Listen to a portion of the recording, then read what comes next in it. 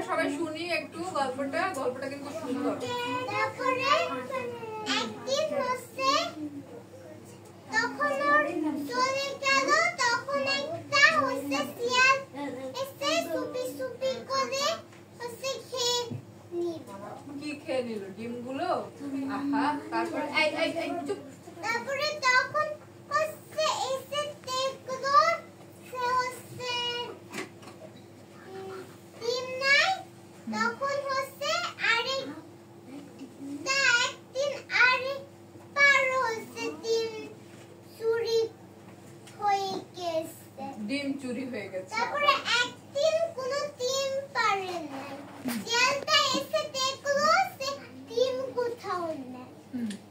তারপরে অন্য শাখায় গিয়ে একটা বড় একটা ডিম দেখেছে। তারপরে শিয়াল মনে মনে বলল সে হচ্ছে এই হচ্ছে ডিমটা কি ডিম? এটা কি ঘোড়ার ডিম নাকি হাতির? হাতির ডিম, যেহেতু ডিমটা অনেক বড়, তাই না?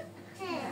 তারপরে আরো বড় একটা হাঁসও, কিন্তু বলতেছে না, কিন্তু একটা শিয়াল হচ্ছে আমার ডিম খেয়ে নিয়েছে। তারপরে টুনি আবার বলেছে যে তুমি আমার মনে হয় শিয়াল মনে হয় খেয়ে নিয়েছে। তারপরে তখন শিয়াল একটু আসলো, তখন কচিলার সাথে পালাতে শুরু করলো।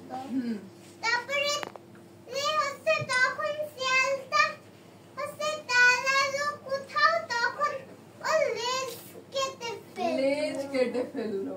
পালাতে গিয়ে তার কি হলো? লেজটাই কেটে গেল। গল্পটা শেষ। গল্পটা সুন্দর।